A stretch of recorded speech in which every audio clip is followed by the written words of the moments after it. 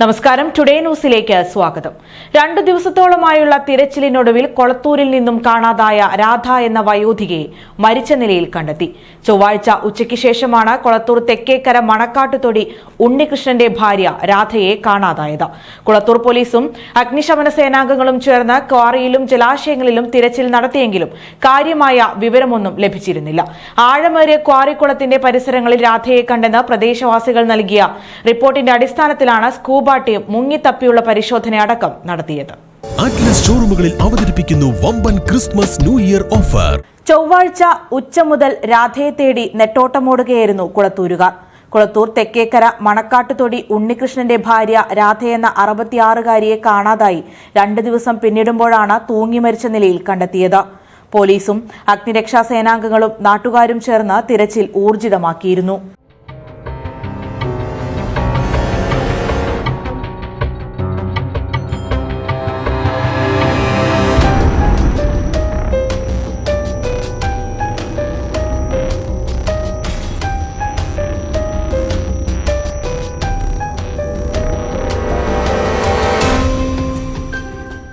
വീടിന് സമീപത്തു നിന്നും 1 കിലോമീറ്റർ അകലെയുള്ള കല്ലിരട്ടിയിലെ ആഴമേറിയ ക്വാറിക്കുളത്തിന്റെ പരിസരത്ത് രാധയെ കണ്ടെന്ന് പ്രദേശവാസികളിൽ ചിലർ അറിയിച്ചതനുസരിച്ച് കഴിഞ്ഞ ദിവസം പോലീസും അഗ്നിരക്ഷാസേനയിലെ സ്ക്യൂബ ഡൈവിംഗ് ടീം അംഗങ്ങളും ചേർന്ന് മുങ്ങിത്തപ്പിയുള്ള പരിശോധന നടത്തിയിരുന്നു. എന്നാൽ 15 അടിയിലേറെ ആഴമുള്ള ക്വാറിക്കുളത്തിൽ ഏറെ ശ്രമകരമായിരുന്നു തിരച്ചിൽ.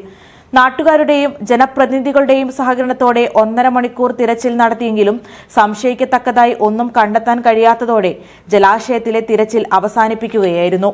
തുടർന്ന് പോലീസ് മറ്റിടങ്ങളിലേക്കും അന്വേഷണം വ്യാപിപ്പിച്ചിരുന്നു. കഴിഞ്ഞ ദിവസം തിരച്ചിൽ നടത്തിയ ക്വാറിയുടെ സമീപത്തു നിന്നും തന്നെയാണ് രാധയെ തൂങ്ങി മരിച്ച നിലയിൽ കണ്ടെത്തിയത്.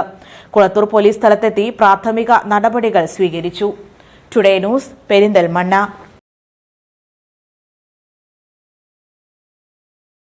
സ്കൈ ഗോൾഡ് സുരക്ഷാ പദ്ധതിയിലൂടെ പണിക്കൂലിയില്ലാതെ തന്നെ സ്വർണ്ണാഭരണങ്ങൾ സ്വന്തമാക്കാനിതാ ഒരു സുവർണാവസരം.